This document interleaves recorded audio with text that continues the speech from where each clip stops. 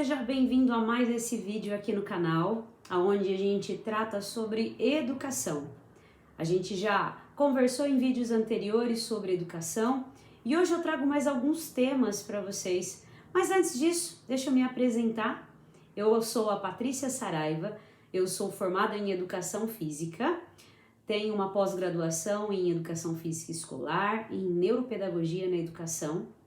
E venho aí de uns anos para cá, de uns 2 anos para cá, um pouco mais, me aprofundando e me especializando ainda mais nesse contexto educacional, para agregar ainda mais dos conhecimentos que eu já tenho da minha área, da educação física, mas muito além disso, entender, e ajudar ainda mais tanto outros professores como pais e até mesmo na minha prática docente, claro, em primeiro lugar, a aprimorar ainda mais tudo isso. Então eu venho me aprofundando em outros temas, Estou finalizando aí mais uma pós-graduação em psicopedagogia. Tenho também todos os meus estudos voltados para a neurociência, o que a neurociência traz e contribui ali com a educação. Temas voltados à filosofia, à psicologia, comportamento, ou seja, entender esse ser humano que está ali na escola querendo aprender e agregando ainda mais nos conhecimentos que a gente já adquiriu e vai adquirir ainda, ao longo de toda essa jornada. Não só os conhecimentos que eu busco, mas de todo esse conhecimento também que eu compartilho com vocês aí, nos comentários, com as observações, daquilo que me trazem ali, conversa com outros professores, com outros colegas. Isso enriquece bastante não só a minha prática, mas todo esse trabalho aqui de trazer mais informações, trazer reflexões sobre esse universo tão complexo que é o da educação. Mas vamos lá, para o nosso tema de hoje. Hoje nós vamos falar um pouquinho sobre a estrutura e o objetivo da educação escolar. E por que eu friso aqui a educação escolar? A gente já falou em vídeos anteriores que a educação ela não acontece só dentro da escola, ela acontece em todos os lugares, ela acontece desde sempre e ela vai continuar acontecendo enquanto estivermos aqui nesta terra. Sendo assim, se eu estou falando do universo escolar, da educação escolar propriamente dita, hoje eu quero trazer esses 2 pontos, mas é claro que, dependendo do ponto de vista e dependendo da perspectiva que eu vou falar sobre a estrutura e o objetivo ou os objetivos da educação, são muitos pontos, são muitas questões e eu não vou conseguir abarcar todas aqui neste vídeo, mas fica comigo até o final, porque a gente vai falar de alguns pontos interessantes e eu vou frisar aqui 2 específicos. Vou falar um pouquinho das disciplinas, de conteúdo, o objetivo da educação e a gente vai seguindo nessa sequência falando sobre educação com outros vídeos, com outros temas também importantes e relevantes. E aqui eu já aproveito e já peço para você, escreve nos comentários que outros temas voltados para a educação, que outros temas você gostaria de ver aqui no canal, para serem discutidos, para serem pensados juntos.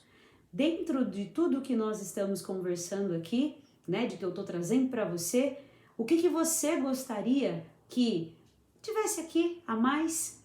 Quais são os pontos que você ouviu, que você vai ouvir aqui e que você não entendeu, concorda e discorda também? Escreve aqui embaixo, vai ser muito enriquecedor saber a sua opinião, trocar essa experiência com você, saber um pouquinho da sua vivência, da sua prática no seu dia a dia, na sua escola, com as suas turmas, com seus alunos, dentro da sua realidade.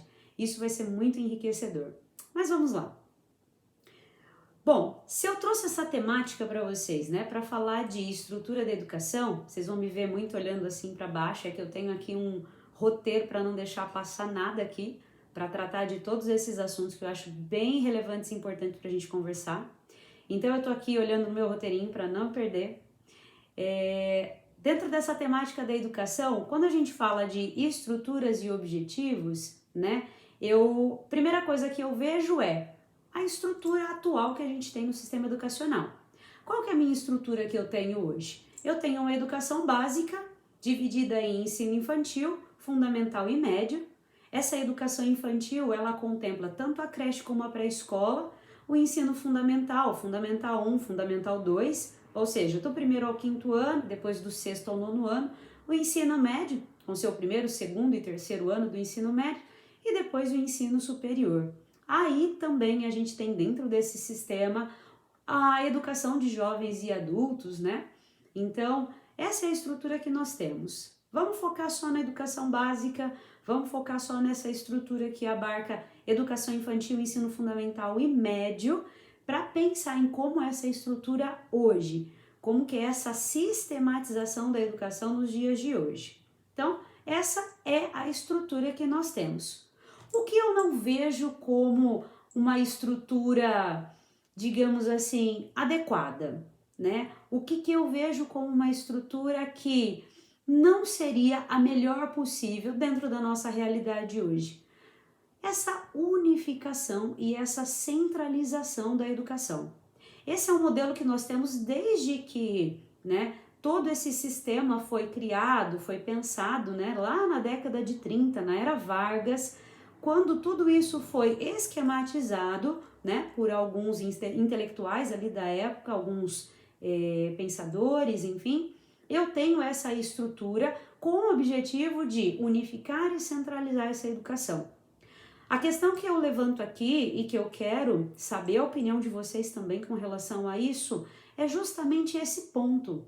Se eu tenho essa educação unificada e centralizada, ou seja, o que significa falar dessa unificação? É eu ter um único sistema educacional para um Brasil inteiro.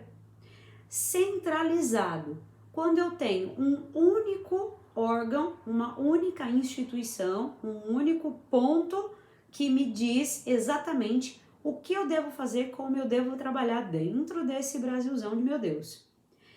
Isso eu acredito que acaba mais atrapalhando do que ajudando nos dias de hoje. Por quê? Me responda você, professor. Você consegue trabalhar dentro da sua realidade, com os seus alunos ali, com a sua turma, né? Dentro de todo esse contexto em que você está inserido. Você consegue pegar exatamente esse sistema, né? Essa base curricular que você tem que aplicar ali para os seus alunos. Você consegue trabalhar aquilo de verdade, efetivamente, dentro do seu contexto?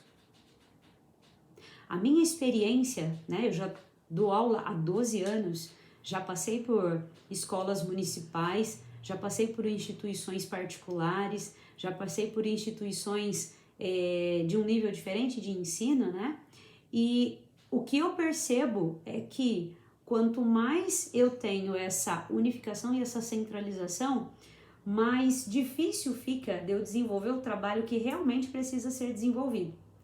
Porque a partir do momento que eu tenho essa estrutura, aonde me fala, olha, você vai trabalhar isso aqui, isso aqui, isso aqui, eu fico amarrada a ponto de não conseguir fazer uma pausa em tudo isso e atender as necessidades que me surgem ali. Como, por exemplo, uma realidade que eu vejo hoje, não só nas escolas em que eu trabalho, mas também de relatos de outros professores, são alunos nos anos finais do ensino fundamental, ou seja, quarto e quinto ano, que ainda não estão lendo e escrevendo.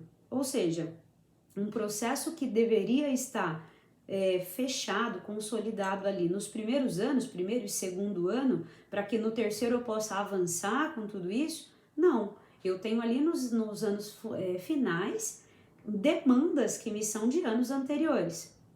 E aí eu, enquanto professor dentro dessa sala de aula, eu tenho que dar aquela rebolada para conseguir atingir as metas que eu tenho, os objetivos que eu tenho, tudo aquilo que me é cobrado, né? A partir de avaliações, a partir de testes, de sondagens, enfim, são tantos nomes.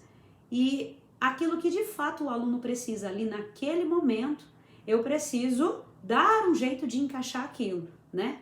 É como se a gente fizesse uma comparação naquela lei da física, que dois corpos não ocupam o mesmo lugar no espaço. Mas eu, enquanto professor na sala de aula, e me diga você a sua realidade, a sua experiência, eu tenho que dar conta de 2 conteúdos, de 2 momentos, de 2 situações no mesmo período, no mesmo tempo. E eu tenho que dar conta de tudo isso porque, assim, enquanto professor, enquanto docente, eu vou ser cobrada. Ó, espera-se que ao final do ano letivo você chegue aqui, aqui e aqui com os seus alunos. E aí, ao longo das avaliações bimestrais, semestrais, a gente vai percebendo o quanto isso não conseguiu avançar por inúmeros fatores. Então, dentre esses motivos e outros, eu acredito que essa unificação e essa centralização acaba mais atrapalhando do que ajudando. Então, fica aqui o convite mais uma vez para você. Escreve aqui para mim nos comentários quais são as experiências que você tem, como é que você enxerga essa estrutura, né, dentro do seu trabalho, do trabalho que você desenvolve com as suas turmas, com seus alunos, né, nessas diferentes faixas etárias. Concorde comigo, discorde de mim e vamos aí trocar essas experiências nesse universo educacional. Bom, dentro dessa estrutura, né, eu falei que eu não ia abarcar todos os pontos de vista, todas as perspectivas, mas aqui a gente pode pensar nessa estrutura, por exemplo, do tempo, né? Eu já trouxe essa organização em que nós estamos inseridos, né, de ensino infantil, fundamental, médio, EJA, ensino superior, tudo isso, mas um outro ponto também interessante é o tempo. E eu me recordo de quando eu estava na faculdade, a minha professora de aprendizagem e controle motor, um artigo, né, que ela sugeriu ali que a gente lesse, falava justamente do porquê o tempo de uma aula, o tempo de uma disciplina é de 50 minutos. Tempo de uma aula, né, porque as disciplinas, né, às vezes elas são duplas, então são ali duas aulas de 50 minutos cada, mas o porquê desses 50 minutos? E eu me recordo muito bem, isso ficou muito gravado em mim, da minha professora explicando que na época em que essa estruturação, esse sistema foi organizado, havia saído estudos recentes dizendo que o tempo de foco, o tempo de atenção era por volta de 50 minutos. Então eles organizaram, né, as aulas dentro desse tempo. E como eu disse para vocês, essa sistematização é lá da década de 30, 1932 mais ou menos, e nós seguimos com ela até hoje, né? Estamos aí há 90 anos dentro desse sistema, as aulas continuam sendo de 50 minutos. E eu pergunto para vocês, em tempos de Reels de 59 segundos, no máximo 90 segundos, em tempos de Stories de 15 segundos, isso quando a pessoa fica aos 15 segundos, vocês acreditam que 50 minutos ainda é o tempo de foco e de atenção? Vou deixar essa perguntinha para você responder para mim nos comentários e num vídeo futuro a gente toca nesse assunto de novo. Mas o que eu quero trazer para você aqui é justamente isso. Esse tempo que nós temos hoje, né? Ele, de fato, ele é um tempo produtivo para que a gente possa desenvolver todo o nosso trabalho. Essa estrutura em que a gente organiza esse tempo de aula, né? Ele ainda é um tempo hábil para que eu faça o que precisa ser feito? Não sei. Vamos pensar. Outra questão é com relação à organização da equipe, né? De quem está envolvido nesse processo educacional. Então, essa organização desse trabalho dentro da escola. Então, eu, enquanto professor, eu tenho ali um coordenador pedagógico, um orientador também pedagógico, muitas vezes, o diretor da escola, o secretário, secretária da escola. Então, dentro da escola eu tenho toda essa equipe, toda essa estrutura, né? Em determinadas situações eu recorro a tal pessoa, em determinadas situações eu recorro a tal pessoa, e junto também nessa equipe eu não posso descartar a família. Apesar de eu estar aqui focando nesse vídeo, nesse tema, que o nosso assunto é a educação escolar, eu não posso me esquecer, né? A Constituição também, né? Dentro do artigo que fala especificamente de educação, né? O artigo 205, eu não posso esquecer que a educação ela é dever do Estado e da família. E aqui dentro do Estado a gente tem toda essa estrutura e essa organização, não só dentro da escola, mas também fora nela, em níveis mais superiores. Então, todos esses agentes envolvidos aqui na educação, a gente também poderia falar desse tipo de estrutura. Mas como eu já disse para vocês, eu quero me atentar às disciplinas e aos conteúdos. Como é que estão os conteúdos no dia de hoje? A gente percebe as disciplinas, elas estão divididas. Então eu tenho, dentro da educação fundamental, eu tenho determinadas áreas que eu preciso dar conta. Português, matemática, história, geografia, né? Tudo que o professor ali, que ainda é um professor só, vai trabalhar com esses alunos, mas a partir do ensino médio ali eu já tenho uma divisão maior, então eu tenho outras disciplinas e o professor especialista em cada disciplina. Eu tenho o professor de física, o professor de química, o professor de matemática, o professor de história. Eu tenho ali todos esses professores especialistas nas suas áreas dando conta de tudo isso. Mas o ponto que eu quero chegar é, eu tenho essas disciplinas todas separadinhas. Como é que é na cabeça do aluno? Não sei se você, professor, educador, já parou para se pensar nisso. Como é que é na cabeça do aluno eu saber que bateu o sinal, eu fecho o meu caderno de português, eu guardo ele e pego o meu caderno de matemática e abro uma nova página, começo um novo capítulo sem fazer conexão nenhuma com o que eu fiz antes e com o que eu vou fazer depois dessa aula. Como é que é na cabeça desse aluno essa divisão das disciplinas? Como é que é na cabeça do aluno pensar em todo esse aprendizado de forma separada, sendo que nós somos um só? O que seria interessante aqui, é por isso que eu trago esse ponto das disciplinas para a gente falar hoje, é justamente o quanto nós, professores, estamos ajudando esses alunos ali a fazer essas conexões, ajudando ele a entender a relação de uma aula de português com uma aula de física, uma aula de história, uma aula de matemática. Afinal de contas, né, o português, ele tem essa facilidade, essa habilidade de se infiltrar, e ele está infiltrado, ele está dentro de todas as outras disciplinas. Por quê? Numa aula de matemática, eu tenho um enunciado para ler. Eu preciso da leitura e da escrita. Eu preciso de toda aquela regra ortográfica, as regras gramaticais, para trabalhar ali com o meu aluno independente da minha disciplina. Português, matemática, história, geografia, todas elas vão depender dessa estrutura gramatical, de leitura, de escrita, enfim, tudo isso. E assim também com as exatas. Eu tenho ali, dentro das exatas,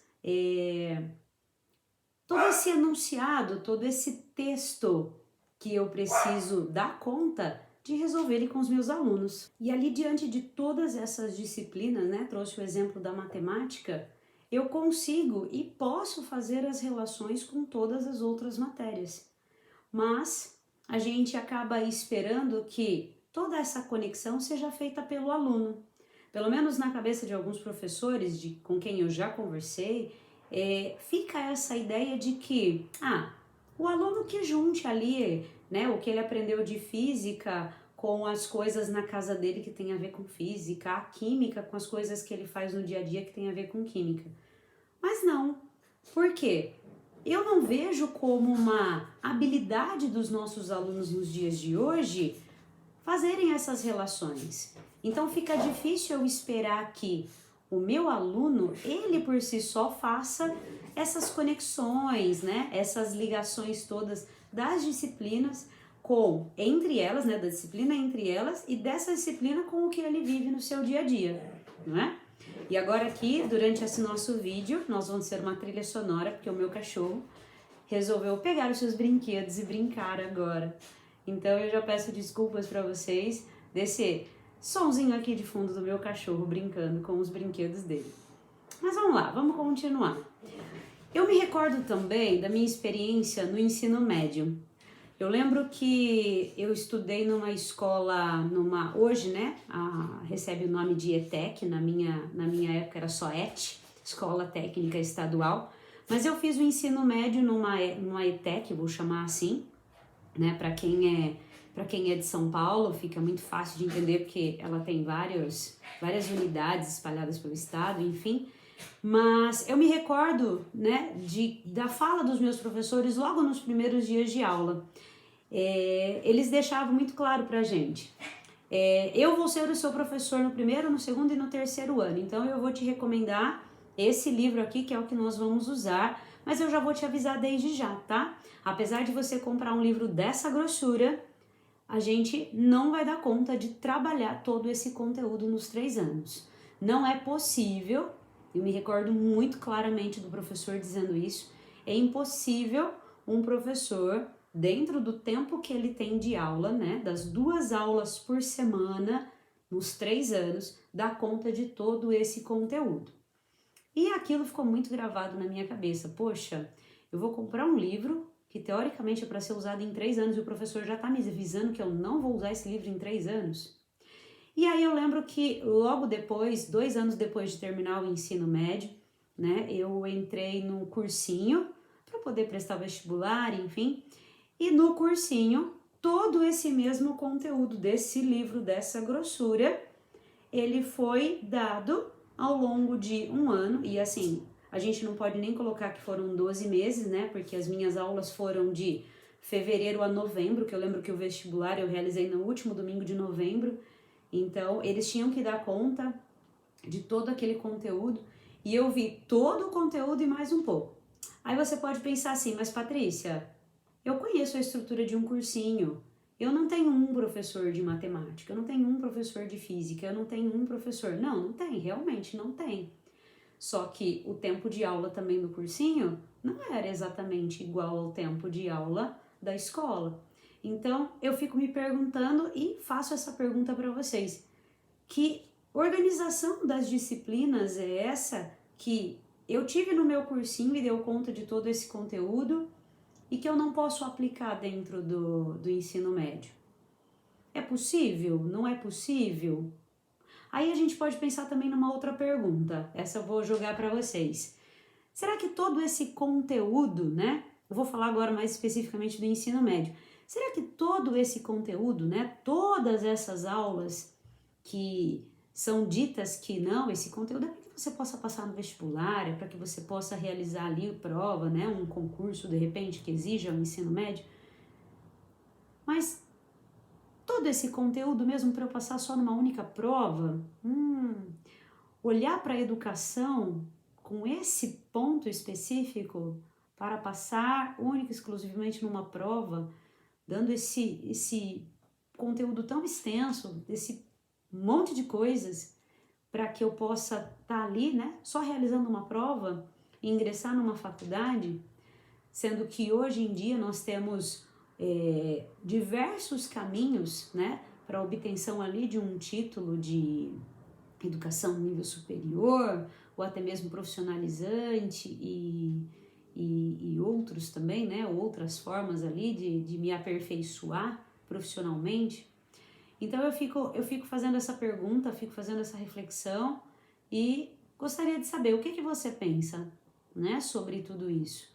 Será que é muito absurdo eu tentar pensar nessa estrutura, né, por exemplo, de um cursinho pré-vestibular, nessa organização do conteúdo, a maneira como ele é transmitido ali, passado para os alunos e fazendo esse comparativo com o ensino médio dentro dessa estrutura que nós temos, né, dessas disciplinas do ensino médio? Então, vamos pensar um pouquinho sobre, né? Vou gostar muito de saber da sua opinião sobre isso. Mas vamos seguir aqui. Enquanto professora, né? Eu falei da minha experiência enquanto aluna desse livro, né? Desse livro grosso, que eu não usei ele totalmente ao longo dos 3 anos. Fica também aqui as minhas experiências, né? Eu trago aqui na minha memória também as minhas experiências enquanto professora. Já dei aula na educação infantil, no fundamental e também no ensino médio.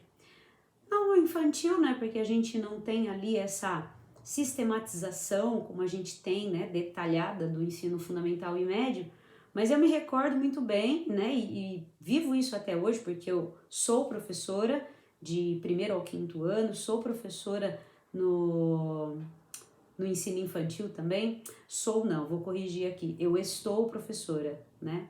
Eu estou nesse exato momento. Então aqui, enquanto eu estou gravando esse vídeo para você, eu posso dizer dessa minha experiência na educação infantil e no ensino fundamental 1.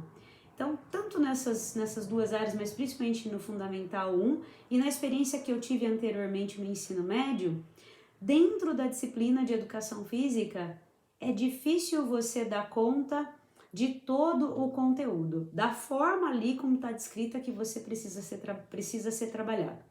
Primeiro porque eu acredito que, tanto no ensino fundamental como no ensino médio, os objetivos de aprendizagens que estão ali postos para serem trabalhados e divididos, né, ano a ano, a organização deles, ela acaba sendo um pouquinho falha. E por que eu acho falho? Eu, enquanto professora de educação física, tenho o corpo como meu objeto de trabalho, como objeto que eu tenho que levar os meus alunos a tomar mais consciência sobre isso. E resumir isso só a alguns esportes, algumas danças, alguns temas específicos, eu acho que é pouco, né? A ponto das necessidades que hoje em dia a gente percebe nos alunos. Principalmente agora, após esse período que nós passamos, que nós não pudemos ir à escola, o ensino era remoto, muitas coisas deixaram de ser praticadas, deixaram de ser feitas, e hoje a gente tem as consequências, né, de tudo isso nos alunos. Então são alunos de 4º e 5º ano que algumas habilidades, algumas percepções ali, seja de corpo, seja de espaço, seja de tempo, não foram bem desenvolvidas e não foram bem trabalhadas. Quando a gente fala ainda, né, na perspectiva da educação física, quando a gente fala dos municípios e das escolas que têm essa preocupação em ter a educação física no ensino infantil, ainda esses problemas eu vejo eles um pouquinho reduzidos, bastante até reduzidos. Por quê? O professor de educação física trabalhando ali naqueles anos iniciais vai conseguir atender a todo esse suporte motor que o aluno precisa, né, ter ali como base, uma base bem sólida, para ele desenvolver todo o trabalho que ele tem a partir do ensino fundamental. Então, muitas vezes a gente percebe determinadas posturas, atitudes, né, ou falta delas por conta desse motor que não foi bem trabalhado nos anos iniciais. E aí, quando eu me deparo com um currículo, por exemplo, de 1º e 2º ano do ensino fundamental, onde se pressupõe, né, muito antes, que esse aluno já tenha um bom desenvolvimento espacial, um bom desenvolvimento temporal, da sua lateralidade, das suas experiências de coordenação motora ampla e fina, quando ele chega ali, num 1º e num 2º ano, a gente percebe que não. Muita coisa ficou para trás, muita coisa deixou de ser trabalhada.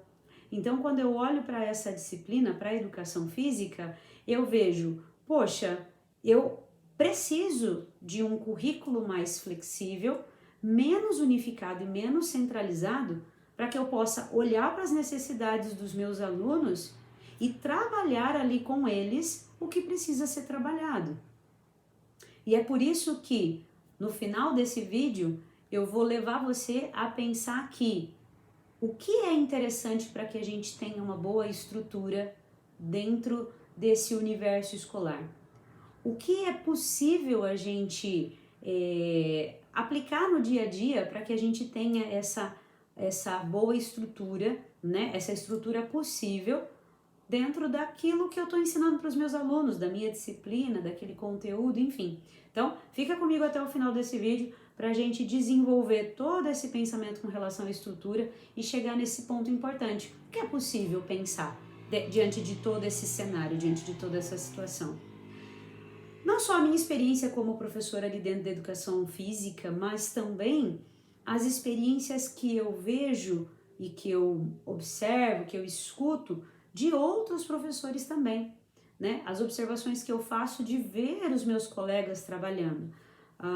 Eu falo que as reuniões de HTPC, as conversas em sala de professores, esses momentos em que não estamos dentro da sala com os nossos alunos, que estamos ali só nós professores, eles são momentos também enriquecedores para que você possa observar, para que você possa ouvir o que é que os outros professores estão passando dentro da sala. E é nessas observações, é nessa escuta que eu escuto as mesmas coisas. É muito conteúdo. Esse conteúdo não condiz com o que a minha classe precisa.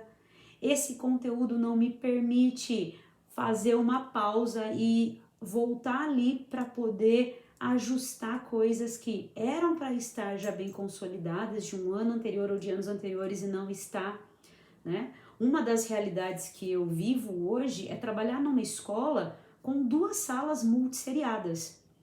E é assim, é um se vira nos 30. Você ouvir e você ver o trabalho dessas professoras que tem que dar conta de 2 séries, objetivos e pontos, né, em níveis diferentes de ensino e levar essas 2 turmas até o final do ano atingindo todos os objetivos esperados. É um se vira nos 30, é uma coisa assim que só você, professor de sala multisseriada, que ainda é uma realidade no nosso país, só você que vive, só você que vê, sabe do que eu estou falando. Então, não é a realidade de todas as escolas, né? Eu tenho hoje a experiência de trabalhar em 2 escolas de zona rural, uma escola, 1º, 2º, 3º, 4º e 5º ano, cada um com o seu professor, tudo como manda o figurino, mas eu tenho uma outra escola, uma outra realidade, onde eu tenho 2 salas multisseriadas. E aí, toda essa questão de olhar para a estrutura, olhar para as disciplinas, olhar para esse conteúdo, vezes 2. Vezes 2 realidades diferentes, vezes 2 faixas etárias diferentes, vezes 2... E aí você pode elencar todos os pontos que você já consegue visualizar, né? Você, professor e educador, já consegue visualizar dessa realidade que a gente se depara nos dias de hoje. Então são muitas queixas, né? De muita coisa, essa organização, né? Espera-se que no 3º ano o aluno já esteja nesse nível de leitura e escrita, porém a realidade é um aluno de 5º ano que ainda não tem essa habilidade, né, ali de realizar sozinho a leitura e a escrita de um enunciado de uma prova, por exemplo. Infelizmente, essa é a realidade. E eu olho para tudo isso dentro dessa perspectiva mesmo, de como está estruturada essas disciplinas e de como está estruturado todo esse conteúdo, né? Falando agora das disciplinas, né, acabei falando um pouquinho delas, me chama a atenção, né, essa questão assim tão desconexa, né, das disciplinas. Como eu citei anteriormente, você está numa aula de matemática e você não consegue, né, você, enquanto aluno, o aluno não consegue perceber que dentro da matemática ele tem o português, dentro da matemática ele tem história, dentro da matemática ele tem geografia. Dentro da matemática ele tem física, ele tem outras disciplinas que estão ali permeando esse universo e o aluno não consegue perceber por quê. Na cabeça dele está tudo separadinho, está tudo desconexo. E eu vejo, né, essa perspectiva, como eu já comentei, de esperar que o aluno faça essas relações, mas também eu vejo pela perspectiva do professor que não se vê capaz, não se vê com a habilidade de ele fazer essas relações. E eu entendo, eu sei que essa não é uma tarefa, não é uma atitude fácil para todos os professores. Até porque, se nós não fomos educados assim, se nós não passamos por essas experiências, como é que eu vou levar o meu aluno a fazer isso? Como é que eu vou levar o meu aluno a pensar dessa forma? Fazendo essas correlações entre as disciplinas. Trazer outras disciplinas para dentro da sua própria disciplina, né? Fazendo essas relações dos conteúdos. E se o professor ele não consegue fazer essa relação, se o professor não se vê capaz, não se vê hábil de pegar o conteúdo que ele está dando ali de geografia e trazer elementos pertinentes de outras disciplinas para aquilo que ele está ensinando, o aluno não tem um modelo, o aluno não tem um exemplo a ser seguido. Porque muitas vezes, e isso é a maior parte do aprendizado, ele se dá pela mímica, ele se dá pela imitação, ele se dá pelo exemplo, pelo modelo. Então, se eu não sou o modelo para o meu aluno de como ele faz isso, né, de como ele faz essas relações, se eu não consigo trazer para ele que isso é possível e é assim que a gente deveria olhar para tudo, para todas as coisas, o aluno não vai conseguir fazer sozinho. Eu, recentemente, terminei uma disciplina sobre metodologias ativas, né, na minha pós de psicopedagogia. E lá, né, dentro de todas as possibilidades de se trabalhar com metodologias ativas, eu tenho aquela onde o aluno tem um conhecimento prévio do conteúdo, então eu já passo para o meu aluno, isso, né, alunos mais velhos, eu já passo para o meu aluno previamente o conteúdo da aula, da próxima aula. Então eu já mando para ele todo o link, textos e coisas que ele precisa ler, que ele precisa ver, para que eu chegue na aula, faça uma revisão muito rápida daquilo e já parta, por exemplo, né, se eu estiver falando de rotações por estações ali, para que eu já possa colocar as estações, colocar os elementos que vão ser trabalhados em cada estação, explicar ali para eles e os alunos fazerem, né, essa rotação e aquilo tudo fazer sentido para eles, porque ele já teve um conhecimento prévio. Quando eu tive contato com tudo isso, quando eu estava lendo todo esse material, estudando tudo isso, uma pergunta que me veio foi: não é cultura do brasileiro, né, nem nossa, né, enquanto professores, enquanto pessoas, e não é dos nossos alunos, né, da realidade dentro dos estudantes brasileiros, não é comum que o aluno saiba como estudar em casa, que o aluno saiba como pegar aquele texto, como pegar aquele conteúdo e estudar aquilo sozinho. A gente não vê hoje em dia, e acho que nem em tempos anteriores, porque dentro da minha prática, dentro da minha vivência, né, enquanto aluna lá no ensino fundamental e médio, eu tive sim a sorte de ter um ou outro professor que, para entender mais, para saber mais sobre esse texto, vale a pena ver tal coisa, vale a pena procurar tal coisa, conversar com tal, isso e aquilo, e dando esses nortes para que a gente pudesse, né, ter esse conhecimento todo em casa. Mas hoje não é a realidade dos nossos alunos. Eles não sabem como estudar sozinhos. Malemar, a gente consegue ter o aluno que faz a sua tarefa e realiza ela de uma forma assim: eu entendi o que foi falado em aula, tá aqui a minha tarefa, eu fiz sozinho e vou levar para a aula no dia seguinte. Quando a gente fala, por exemplo, da tarefa de casa, a gente percebe muitas vezes: não fiz a tarefa, professora, minha mãe não me ajudou, eu não tive tempo de fazer, eu não sabia o que fazer, eu não entendi o que você pediu, eu não sabia, não lembrava de mais nada. Aí o pai, numa reunião de pais, o pai mesmo já trouxe essa questão: eu não entendi, eu não pude ajudar o meu filho, e também relatos de professores que ao receber a tarefa de casa perceberam, tá na cara que essa letra, que essa resposta e esse jeito é um adulto que fez, seja o pai, seja o irmão mais velho, seja quem for. Então, se a gente percebe essa cultura já na tarefa de casa, como é que eu posso esperar que o meu aluno ele saiba, né, como pegar um conteúdo e estudar em casa previamente para uma aula futura, né, para a próxima aula aprofundar ali de maneiras diferentes? É o passo atrás, né? É voltar um ou dois passos, voltar uma ou duas casinhas no jogo e deixa eu te mostrar como é que você, na sua casa, sem eu por perto enquanto professor, ou sem a sua mãe, sem o seu pai, sem o adulto responsável, como é que você pega isso e como é que você faz isso? A gente dificilmente tem um professor atento a isso, porque a gente acaba caindo na ideia de que, não, isso o aluno já sabe, não, isso é óbvio, isso está na cara que é assim que tem que fazer. Só que nem sempre é assim, né? Eu costumo dizer, né, aprendi isso e costumo dizer para para muitas pessoas que o óbvio precisa ser dito. Então não é porque é óbvio todo mundo sabe, não. Diz, né? É óbvio, mas mesmo assim diga, né? Para que a pessoa possa entender melhor. Para não ficar aquela coisa de, achei que você já sabia. Não sabia.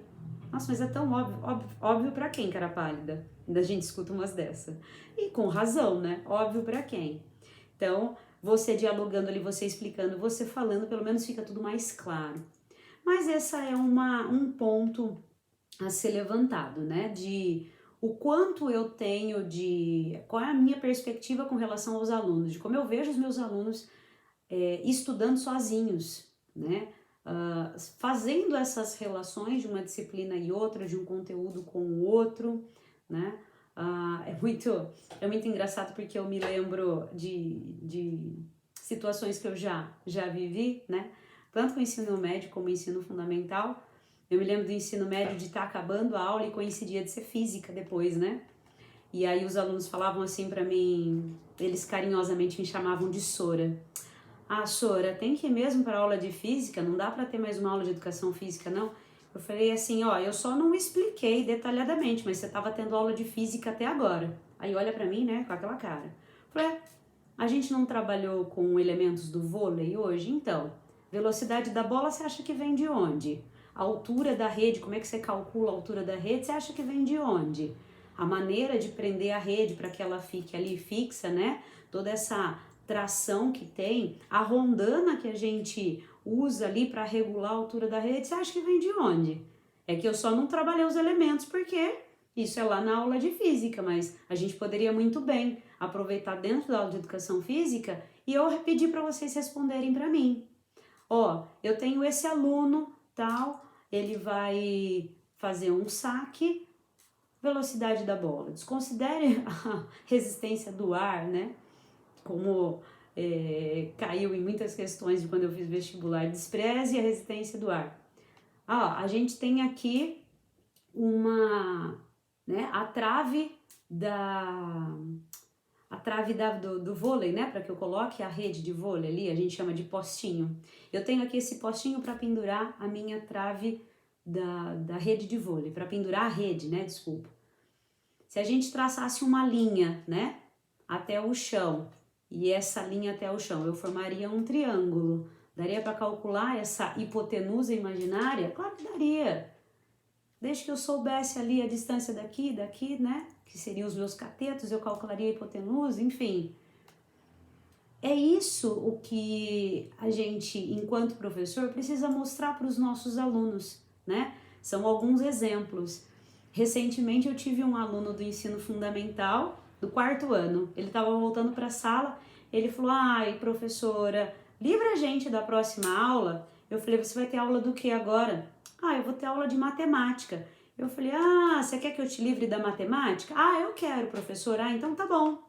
Então na próxima aula eu vou trazer a matemática para dentro da educação física. Não, professora, não, para quê? Não, é só a educação física. Eu falei, não, vou.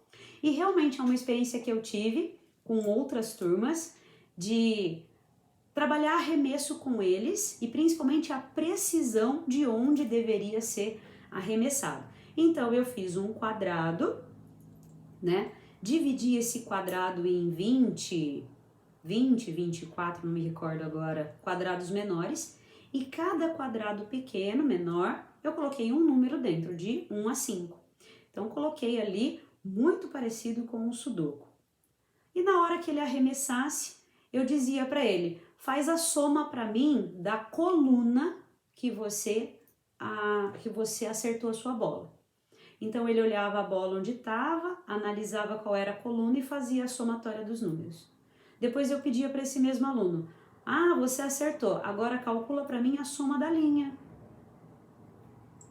Trouxe a matemática para dentro da educação física.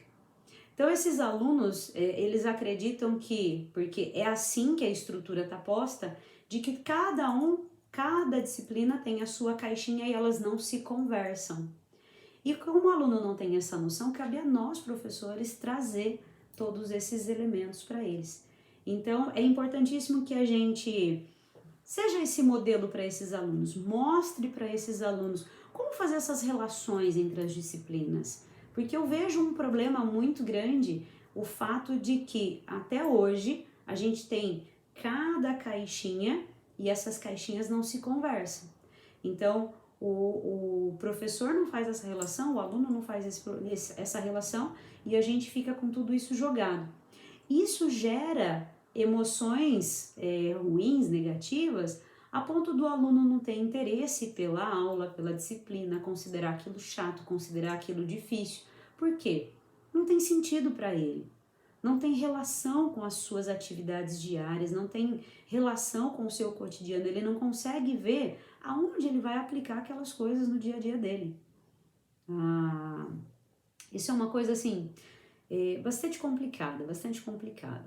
E ainda falando das disciplinas, né? Eu falei dessa parte mais desconexa das disciplinas, delas enquadradas ali dentro das suas caixinhas e tal. Mas um outro problema também que eu vejo com relação às disciplinas é a falta de prática, é a falta da experiência mesmo palpável, sabe? O mão na massa.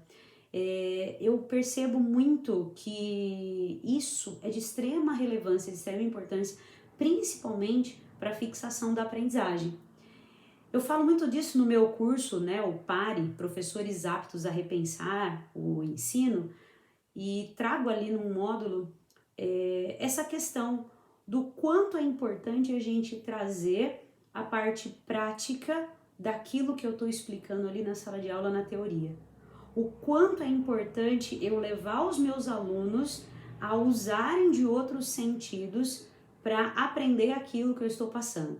E aí você pode estar perguntando assim, nossa, que isso? Não estou entendendo nada do que você está falando. Sentido, prática, mão na massa. Não é difícil. Pensa comigo. Eu tenho uma aula sobre os estados físicos da água, né? Vamos lá. Eu tenho uma aula sobre os estados físicos da água. Então eu vou lá, eu tenho todo o conteúdo no livro, eu tenho as ilustrações do meu livro, eu tenho, de repente, um apoio audiovisual, né? Você tem ali um projetor, um data show dentro da sala, você mostrou um videozinho, por exemplo, para os seus alunos, ok.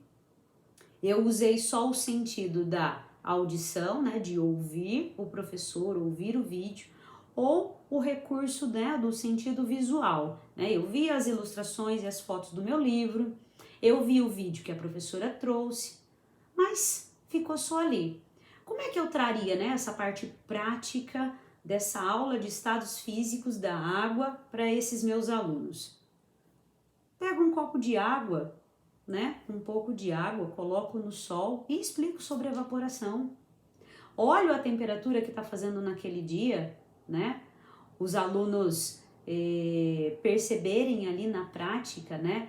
De repente, uma planta que foi regada, né, num período anterior ao da aula, o quanto essa terra vai secando porque essa água foi evaporando, ou de repente ali, né, indo um pouquinho mais além, já combinando com o pessoal da cozinha da escola, viu? Ferve um caldeirão de água para mim, por favor.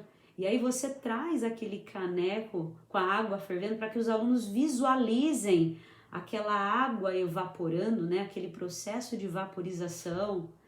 E aí você aproveita e você já aproveita e fala, né? Qual é a temperatura mínima para que a água passe de um estado para outro. E aí você também aproveita ali, né, aquela troca com o pessoal da cozinha, você já pede algumas pedrinhas de gelo e já mostra para os alunos, ó, esse daqui é um estado físico da água, ela tá sólida, né? Esse gelo tá na geladeira. Para eu atingir esse estado, eu preciso de uma temperatura mínima tal. E agora que esse gelo saiu de determinada temperatura lá do congelador, lá do freezer, e tá aqui, a gente pode fazer aqui um experimento prático. Vamos deixar essa pedra de gelo aqui na sombra e vamos deixar essa pedra de gelo aqui no sol. E mostrar para os alunos, né, o tempo de mudança de estado sólido para líquido de cada uma dessas pedras de gelo. Ou até mesmo, né, se aproveitando da física, pegar elementos que têm uma temperatura mais elevada, como por exemplo uma placa de ferro, né, que tem uma temperatura muito mais elevada do que um plástico, por exemplo, uma madeira, né, que tem temperaturas, né, a condução ali da energia é diferente, da temperatura é diferente, e você pegar essa mesma pedra de gelo e colocar numa chapa de ferro muito quente, colocar em cima de um pedaço de madeira, colocar em cima de um plástico e observar a diferença no tempo em que essas 3 pedrinhas de gelo vão mudar de estado sólido para líquido, você levar essas crianças na prática para viverem tudo aquilo, para perceberem tudo aquilo e falar para eles, levá-los a pensar. E aí, em casa, nas coisas que vocês fazem quando não estão na escola, como é que é esses estados da água? Vocês conseguem lembrar de algum outro exemplo? Vocês conseguem fazer alguma outra, pensar em uma outra forma da gente fazer experimentos práticos com esse tema? Isso é trazer a prática.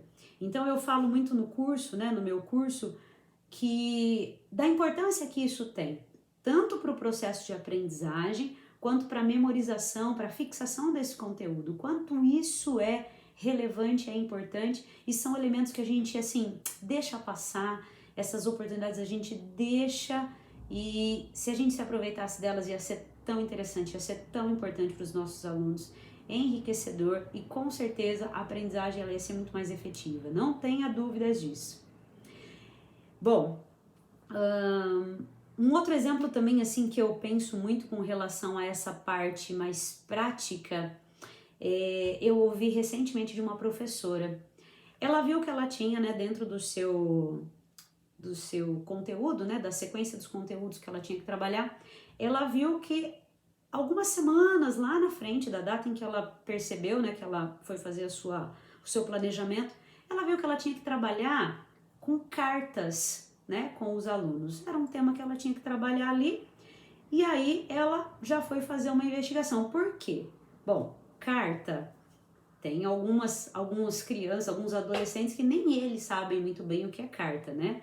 A gente ainda, né, nós professores mais velhos, a gente ainda sabe muito bem, já escreveu muitas cartas, mas hoje em dia a gente sabe que isso é muito raro, né? A ponto de algumas pessoas nunca terem contato com isso, é o caso dos alunos dela. Então ela fez um levantamento na sala e descobriu que os alunos, eles não sabiam o que era carta, não conseguiam explicar e tal. Então ela veio e fez um retrocesso. Bom, eu tenho X tempo até chegar nesse conteúdo, então eu vou dividir ao longo de toda do meu programa, né, de aula, do meu planejamento ali, elementos importantes para que os alunos possam entender o que é carta. E ela pegou tudo que envolvia o universo da carta. Então, ela trouxe a pessoa do carteiro, né? Ela explicou, ela falou do trabalho dele, como eles fazem, como era antes, como é agora. Ela falou sobre como se escreve uma carta, né? O tipo de coisas que a gente pode ter numa carta. Como que funciona esse processo entre eu fechar minha carta, colocar no envelope, levar até o correio? Como é que o correio faz toda essa... E ela foi trabalhando todos esses elementos ali com os seus alunos, ela foi trazendo tudo para eles, dando aquele sentido, dando, né, aquele significado que os alunos precisavam para poder entender o que é uma carta. E quando ela chegou no dia de trabalhar com eles, né, tudo que estava ali planejado dentro desse tema, né, cartas, os alunos já tinham vivenciado muita coisa, já tinham experimentado muita coisa. E foi bacana porque como eram alunos pequenos, ela fez até, por exemplo, circuitos onde os alunos eram os carteiros, e ela aproveitou para falar de leis de trânsito, ela aproveitou para falar de coisas, né, que são comuns ali no trabalho, no dia a dia desses carteiros. Então foi um trabalho assim que ela relatando para mim, eu consegui visualizar e vislumbrar o tamanho e a proporção que esse simples tema das cartas teve para os alunos dela. E eu disse para essa professora, você faz ideia de quanto toda essa experiência vai ficar na mente, na memória dos seus alunos? Você tem ideia de o quão significativo foi tudo isso para eles? E apesar deles serem muito pequenos, deles serem novos, essa experiência ela vai ficar por muito, muito tempo, a ponto de trazer esses detalhes, essa riqueza de tudo que foi trabalhado ali, tudo que foi posto para eles. Esse é o bacana de trazer todas essas experiências práticas. É eu não pensar no momento da minha aula, mas pensar no depois, pensar na continuidade de tudo isso. E o objetivo que eu quero com tudo isso, que a aprendizagem seja efetiva e que essa memória fique consolidada, para que ele resgate essas informações sempre que necessário. Esse é o objetivo quando a gente está passando esses conteúdos para os nossos alunos. Mas enfim, né? São muitos exemplos aqui para a gente trabalhar junto. E se você tiver alguma experiência que você já viveu, que você já passou, né? Seja qual for a sua faixa etária, seja qual for a sala, a turma que você trabalha, deixa aqui nos comentários desse vídeo, compartilhe um pouquinho da sua experiência, né? Com relação a essa conexão entre as disciplinas, essas atividades práticas dos conteúdos que você coloca para os seus alunos, o quanto você se vê hábil e se vê ali com a capacidade mesmo de trabalhar todas essas relações do seu conteúdo com outras disciplinas, de fazer esses links. Escreve aqui para mim, escreve aqui para eu poder saber um pouquinho de como é a sua realidade. Ou também, se eu estiver falando alguma coisa muito absurda, escreve aqui para mim. Patrícia, você está viajando. Patrícia, não é assim. Isso não é possível. Isso, aquilo. Vamos conversar. Eu sei que as objeções, elas existem. Eu sei que essa mudança de mentalidade não é fácil para que a gente faça esses exercícios, né? Essas práticas diferenciadas dentro da sala. Não é todo professor que se vê em condições de fazer isso, mas não descartem essas possibilidades. Não se fechem à oportunidade de testar novas metodologias, testar experiências e práticas diferentes em sala de aula. Isso vai ser enriquecedor tanto para os alunos quanto para você e todo o seu trabalho docente ali com eles. Mas agora, né, pensando nessa temática que a gente trouxe hoje, né, eu vejo ela como uma grande oportunidade para a gente refletir. E aqui eu jogo mais uma vez a pergunta que eu fiz lá no começo do vídeo. Dentro dessa estrutura atual, dentro de tudo isso que a gente conversou, dentro de tudo isso que eu trouxe para você, você consegue atender todas as suas necessidades, a sua realidade, da sua sala de aula, dentro dessa estrutura? É possível para você realizar o seu trabalho? Vamos fazer uma viagem aqui no tempo agora. Pensa um pouquinho em quando você era aluno, quando você estava na escola, no ensino infantil, fundamental, médio, né? Quando você estava dentro dessa educação básica. Como que era, como que você via, como você sentia essa estrutura do ensino, essas divisões das disciplinas? Será que essas conexões que a gente espera que os nossos alunos façam com os conteúdos, com as disciplinas, como é que foi essa conexão para você? Você consegue lembrar de ter algum professor, de ter tido, né, algum professor que levou você a essas reflexões? Eu me lembro muito de um professor de química que eu tive, né, no ensino médio, e a gente, logo nas primeiras aulas, né, ensinando aqueles elementos da tabela periódica, trazendo aquele balanceamento de equação química, enfim, todo esse assunto da química, e a gente falava para ele, Marcos, o nome do professor, professor Marcos, para que tudo isso, né? E eu era uma das pessoas assim, né, tipo, nossa, é muita coisa. Ele olhou pra mim e falou assim, pra mim, né, pra quem tava comigo ali, você gosta de bolo? Eu falei, nossa, eu adoro bolo. Você faz bolo? Ajuda minha mãe a fazer. Então, é pura química ali. O que você acha que acontece quando você joga o fermento em pó na massa? O que você acha que acontece quando a farinha de trigo entra em contato com o leite, com o ovo, com a manteiga, com a margarina? O que você acha que acontece dentro do forno? Por que você acha que o bolo fica pronto em determinado tempo? Por que determinadas combinações não deixam o bolo crescer? Tudo isso é reação química. Então, O que você está aprendendo aqui é o que acontece lá no bolo, enquanto você está fazendo e até ele ficar pronto. Então, eu tive sim alguns professores que me fizeram buscar essas relações. Eu tive sim alguns professores que me fizeram pensar nisso. Quando eu estava no cursinho, um dos professores de física, ele perguntou, né? A gente foi num plantão de física, né? Era um horário à parte da aula onde a gente ia para tirar dúvidas, enfim. E eu estava ali tirando dúvidas e ele queria saber de quem estava ali. Você já escolheu? Você vai prestar vestibular para quê? Eu falei, vou prestar vestibular para educação física. Vixe, pura física. Eu falei, é? Você vai ter aula de... Como é que chama mesmo? Ele falou. Eu lembro que no dia ele não conseguiu lembrar o nome, mas hoje eu posso falar para vocês. Você vai ter aula de cinesiologia, né? O estudo do movimento. Como é que você acha que calcula o quanto que uma pessoa vai segurar, né? O halter que ela vai segurar na mão para fazer uma rosca, né? Para trabalhar o músculo bíceps. Pensa, você tá com o peso aqui na sua mão e você tem a alavanca que é o seu cotovelo e ela tá se movimentando. Você tem que vencer a gravidade, então aqui comigo você aprende, né, sobre a gravidade, você aprende sobre força, né, e você tem também o torque, e começou a trazer todos os elementos da física. E aí ele falou, né, dos esportes e de todos os elementos da física envolvidos dentro da educação física. Então ele falou assim, você tá numa disciplina que não é à toa que ela tem física no nome, não é só por causa do físico, do corpo, mas porque tem muitos elementos ali dentro da educação física que são puramente da física. E eu falei, uau!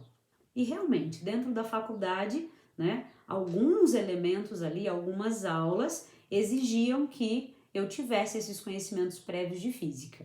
Não exatamente na minha área, porque eu segui a área da licenciatura, mas se eu tivesse seguido a área do bacharelado, com certeza absoluta, os elementos de física, de química, eles seriam uma base para que eu tivesse, né, outros conteúdos, outros conhecimentos mais específicos do bacharelado, mas com certeza eu precisaria muito, e aqueles conceitos de física e química seriam revistos dentro da graduação de educação física.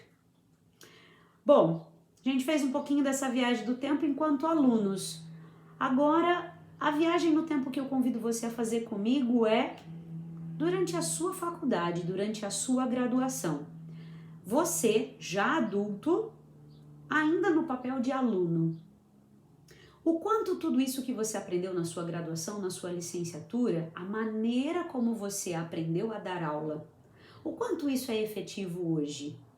O quanto esses elementos estruturais e organizacionais da educação, né, esses objetivos que a gente tem que atingir, que você aprendeu lá na faculdade, que eu aprendi, né, na minha faculdade, nos cursos que eu fiz e que ainda faço, como é que você consegue trazer na realidade de hoje os seus alunos de hoje, com a idade que tem hoje, com a cultura que tem hoje, com toda a experiência que vive hoje?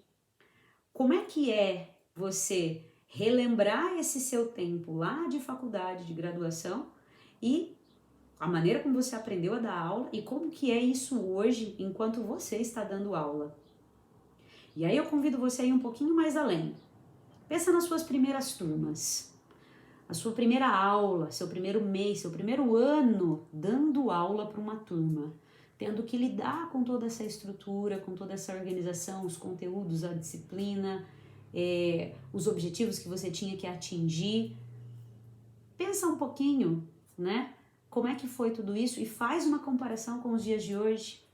Faz uma comparação desses elementos que os seus alunos trabalham hoje, né? Os elementos que você percebe dificuldade nos seus alunos e que antes você não tinha. Essa é uma das coisas que eu mais reflito e que eu mais percebo dentro da educação física.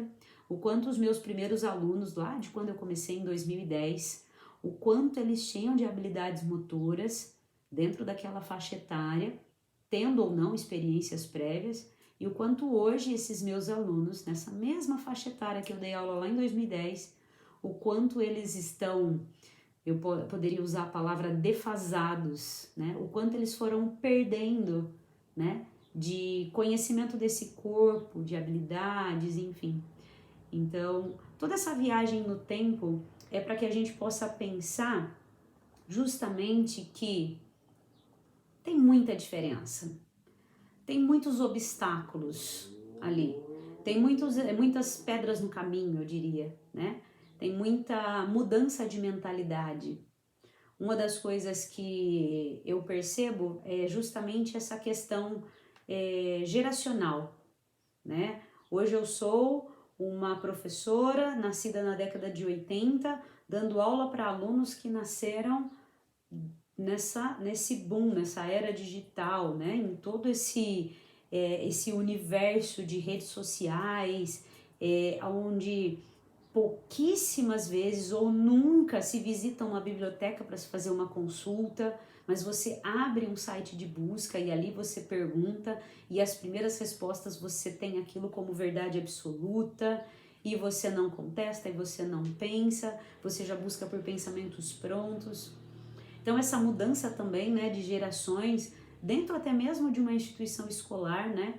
Eu, professora nascida na década de 80, trabalhando ali, né, lado a lado com uma professora que, ao contrário de mim, que tenho 12 anos de caminhada, falta 5 anos, 10 anos para se aposentar, né, por tempo, né, por idade, enfim. Então, todas essas gerações ali misturadas, né, essas mudanças culturais, né, essas mudanças comportamentais também que a gente percebe muito ao longo de todo esse tempo, né, desde que a gente começou como educador, como professor, como docente, até os dias de hoje, né? Só que se a gente não refletir sobre essas questões, não pensar sobre esses elementos, a gente acaba patinando cada vez mais em todos esses elementos que não nos levam ao objetivo, né?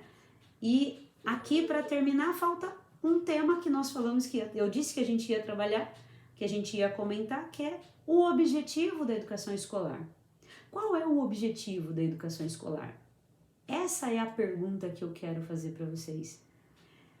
Se a gente olhar dentro do que o site mesmo do MEC, uma pesquisa lá sobre a história, né, dentro de como está a organização desse sistema, até mesmo dentro da Constituição e outros documentos, o objetivo da educação é trabalhar o desenvolvimento da pessoa, né? Deixa eu pegar minha colinha aqui para não falar palavras diferentes. O desenvolvimento da pessoa, o exercício da cidadania e a qualificação para o trabalho. Esses são os 3 objetivos que a educação escolar tem hoje. Trabalhar o desenvolvimento da pessoa, tudo bem, muito bonito e muito importante. Mas eu faço a pergunta para mim e para você. O que você entende por pessoa? Quando se fala em desenvolvimento do quê? É desenvolvimento da pessoa. Tá, mas quais são os desenvolvimentos que uma pessoa precisa ter? Eu falei um pouquinho disso no vídeo sobre a educação, né? O que é a educação. E aí eu já vejo um ponto a gente refletir e pensar muito. Eu tenho claro qual é o objetivo da educação? Se eu partir desses 3 pontos que me é apresentado pela Constituição, pelas normativas, enfim, esse desenvolvimento da pessoa, como é que ele se dá? Como é que ele acontece? O que me cabe enquanto educador dentro desse desenvolvimento da pessoa? Exercício da cidadania. Esse trabalho em sociedade, né? Esse viver em sociedade, esse conviver com os outros, né? Respeitando, cumprindo com os seus deveres, com os seus direitos, né? Toda essa parte moral, ética, né? Quais são esses elementos que estão dentro desse exercício da cidadania? Qualificação para o trabalho.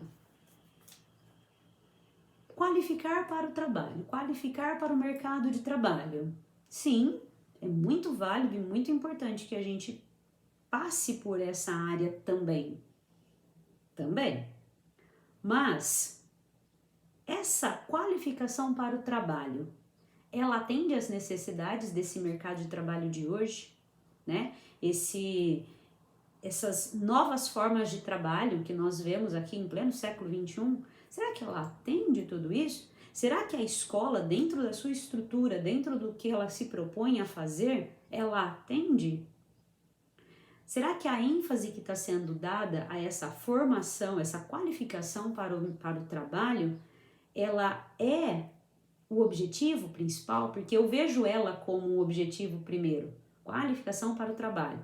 Dentro dessas três, eu vejo que a preocupação maior ela está na qualificação para o trabalho, depois o exercício da cidadania e, por último, o desenvolvimento da pessoa. Eu faria uma inversão. E você? Eu trabalharia primeiro o desenvolvimento da pessoa. Pensaria claramente o que é a pessoa, quem é essa pessoa, do que ela é constituída, do que ela é feita, quais são suas realidades e como é que eu penso nesse desenvolvimento para essa pessoa, para depois pensar na cidadania e na qualificação para o trabalho. Porque dentro da minha perspectiva, agora eu quero saber qual é a sua opinião, qual é a sua visão diante disso, para que eu tenha um bom exercício da cidadania, uma boa qualificação para o trabalho, eu primeiro preciso ser pessoa. Mas eu não vejo o nosso sistema educacional, a nossa estrutura, né, ela voltada para esse ponto que vai me levar aos outros. Eu vejo uma inversão. E aí também eu vejo uma justificativa para tantos insucessos e tantos fracassos dentro do sistema educacional, dentro da educação como um todo. Então essas são as perguntas, esses questionamentos. O objetivo da educação é esse: o desenvolvimento da pessoa, o exercício da cidadania, a qualificação profissional, a qualificação para o trabalho. Só isso? Será que eu tenho claro para mim, né, dentro da minha disciplina, dentro daquilo que eu entendo como o objetivo da educação? Será que eu tenho claro isso para mim? Se eu tenho claro qual é o objetivo da educação a partir do trabalho que eu tenho que desenvolver, então, por exemplo, eu, Patrícia, enquanto professora de educação física, se eu tenho claro para mim qual é o meu objetivo dentro da educação, na disciplina de educação física, eu consigo pensar aonde eu quero chegar, aonde eu tenho que chegar, aonde se espera que eu chegue com os meus alunos. E é importante a gente ter essa definição, essa ideia muito clara na nossa cabeça, porque isso nos ajuda a avançar, isso nos ajuda a fazer mais, a fazer o melhor possível. E eu acredito justamente nesse jeito possível. Não o jeito certo ou o melhor jeito, mas eu acredito no jeito possível. Porque eu pensando no possível, eu consigo atender todas as necessidades da minha sala, do contexto em que a minha escola está inserido, né? A escola onde eu trabalho, onde eu atuo. E como é que eu vejo esse jeito possível? Quais seriam as alternativas para esse jeito possível? Ir além do currículo. Ir além dessa estrutura, dessa organização que nós temos hoje. Colocar essas atividades práticas, essas experiências, para que elas possam fazer sentido para os nossos alunos, para que elas possam agregar ainda mais, trazer mais significado para os nossos alunos. E um ponto também muito importante que eu vejo aqui, uma oportunidade, na verdade, é justamente essa palavra, aproveitar as oportunidades. Por que eu falo de aproveitar as oportunidades? Porque o processo de aprendizagem, ele fica mais eficaz e mais consolidado quando ele parte do desejo do aluno em querer saber, em querer aprender. Então, eu enquanto professor dentro da sala de aula, eu não posso ignorar essas curiosidades que surgem dos meus alunos. Vou contar para vocês aqui uma história que aconteceu recentemente com a minha turma de quinto ano, uma das minhas turmas de quinto ano. Na minha aula, eu já tinha trabalhado alguns esportes com eles e levei eles para a sala de vídeo para que eles pudessem ver imagens, né, de jogadores, né, exemplos práticos ali daquelas práticas que a gente já tinha realizado em aula. E entre colocar um vídeo e outro, fazer uma coisa ou outra, um aluno do nada virou para mim e falou assim: professora, se uma pessoa levar um tiro na cabeça, ela morre na hora, né? Eu falei: olha, depende e depende muito, porque assim, depende de que tipo de arma foi usada, né? Depende da distância, depende muita coisa, mas não falando de arma, mas falando para você de uma experiência que aconteceu de verdade há muito tempo atrás. Teve um rapaz que ele estava trabalhando, eu na hora não soube falar o ano exato, mas eu abri ali, como eu já estava com a internet, né, mostrando os vídeos para eles, eu abri a internet e digitei ali, né, no site de busca Phineas Gage e mostrei algumas fotos do Phineas Gage com a barra de ferro que entrou pela sua cabeça, transpassou a sua cabeça, né, o cérebro, e ele consciente o tempo todo. Isso aconteceu em 1848, é um fato assim muito relatado pela neurologia, pela neurociência, pelos estudos que esse caso permitiu que acontecessem depois, e eu tive a oportunidade de ver isso muito detalhado no livro do Antônio Damasio, O Erro de Descartes. Ele começa o livro contando essa história e todo esse detalhe, né, de tudo que aconteceu com Phineas Gage, mas fato é que estava ele trabalhando em 1848 na Nova Inglaterra e uma barra de ferro, né, depois de uma explosão, uma barra de ferro atingiu, transpassando, né, a cabeça dele. Ele ficou todo consciente, né, tirou essa barra de ferro e eu contei para os meus alunos e ele sobreviveu muito tempo depois. Ele não morreu por conta disso. Nossa, mas o que aconteceu com ele depois? Eu falei, ele teve vários outros problemas, porque aonde essa barra de ferro passou, as áreas cerebrais que foram atingidas, ele teve mudanças de comportamento, ele teve outras questões que apareceram, mas fato é, o que eu queria explicar para os meus alunos ali na hora é que uma barra de ferro passou a cabeça dele e ele não morreu. Então, você me perguntou sobre um tiro, né, de uma arma de fogo. E agora, olhando para essas fotos do Phineas Gage, depende. Todo mundo que passar por uma experiência dessa vai sobreviver igual o Phineas Gage? Não podemos afirmar. Mas eu trouxe todo esse conhecimento para os meus alunos, essa curiosidade, a partir dessa curiosidade desse meu aluno. E ali eu aproveitei para falar um pouco de cérebro, eu aproveitei para falar um pouquinho sobre os perigos e os riscos que a gente tem, né, ao colocar, né, não só o nosso cérebro, nossa caixa craniana, mas todas as partes do nosso corpo a ponto de passar por um acidente, né, dessa magnitude, desse tamanho. Enfim, eu aproveitei dessa oportunidade para falar com os meus alunos e a partir disso despertou uma curiosidade neles de conta mais sobre cérebro. O que o cérebro é capaz de fazer? E uma pessoa que precisa fazer cirurgia e tirar uma parte do cérebro, e quando acontece isso, e aquilo, e aquilo, e aqui a imaginação desses meus alunos começou a viajar, começou a navegar por outros mares, começou a ver possibilidades, começou a pensar em tudo aquilo, nas relações daquilo que já tinha visto antes, daquilo que não conhecia, daquilo que aprendeu ali naquela aula. Então, não deixar essas oportunidades passarem, né? Isso também aconteceu com uma outra aula, onde os alunos queriam saber mais sobre alimentação, né?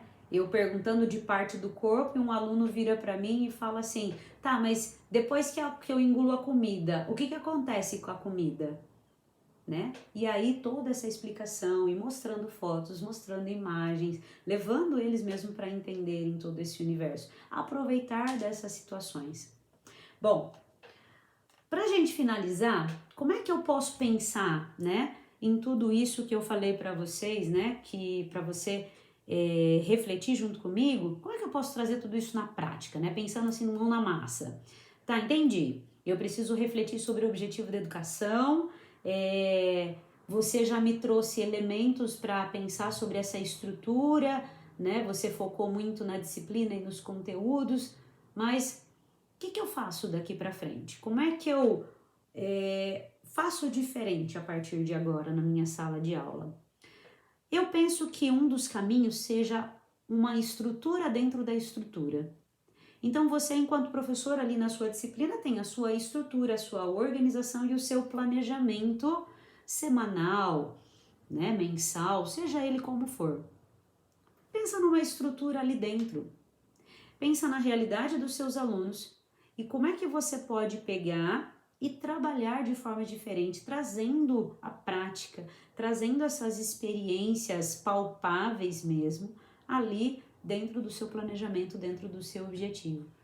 Não é porque essa estrutura está posta que você, primeiro, vai deixar de trabalhar ela. Não, isso não é possível. A gente sabe que essa estrutura e essas separações de objetivos de aprendizagem, de habilidades, tudo isso já está estabelecido e a gente precisa trabalhar dentro desse contexto, mas nada impede que eu repense essa estrutura, faça o que precisa ser feito do que foi pedido, mas acrescente, né, essa estrutura dentro da estrutura do que é possível, do que é necessário ali para a minha turma, com quem eu estou trabalhando, a disciplina, o assunto que eu estou trazendo para os meus alunos, né?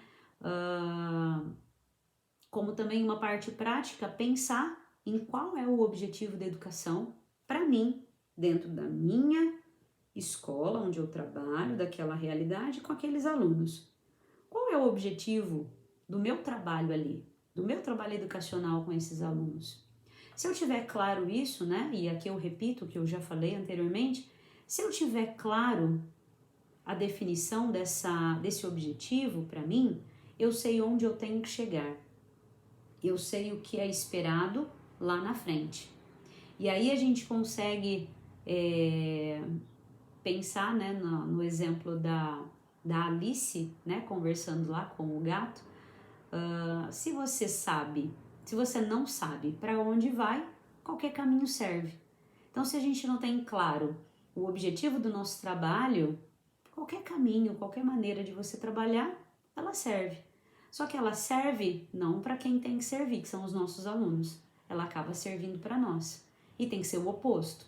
Ela tem que servir aos nossos alunos.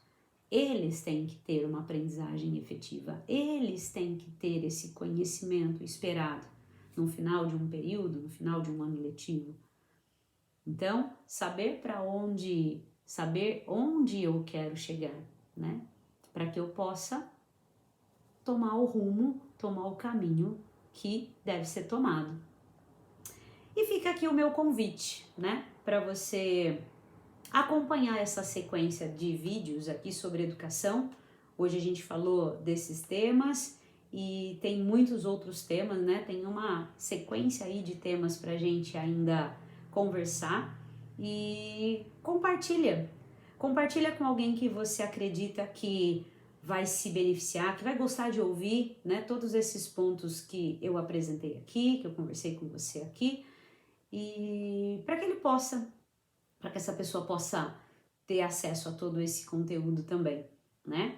Deixa também aqui nos comentários as suas opiniões, as suas vivências, as suas experiências, aquilo que você concorda do que eu tratei aqui hoje, aquilo que você discorda, né? Para que a gente possa ter essa troca, né? Que é muito enriquecedora, ela agrega muito, não só para a nossa parte pessoal, mas para a nossa parte formativa também, né?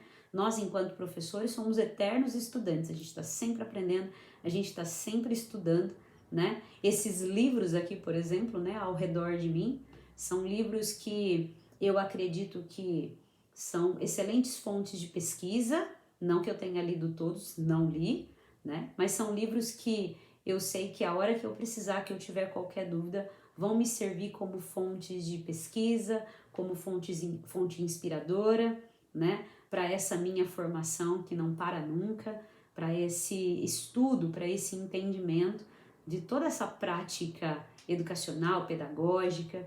Então, estar sempre buscando, estar sempre se atualizando, estar sempre em contato, né, com professores e trocar essas experiências, isso é muito enriquecedor, isso ajuda demais e vai ser muito valioso, vai ser muito interessante ter essas trocas com vocês e até mesmo saber quais ideias, quais sugestões você tem de vídeos, né, de temas para serem trabalhados em próximos vídeos, né? O que você gostaria de ver aqui no canal? Que tipo de tema, que assunto, né? Ou alguma coisa que dentro desse vídeo de hoje ou de outros vídeos você gostaria que fosse aprofundado um pouquinho mais? Então, deixa aqui nos comentários, né? Compartilha aqui comigo as suas ideias, as suas sugestões e eu te vejo no próximo vídeo. Até lá!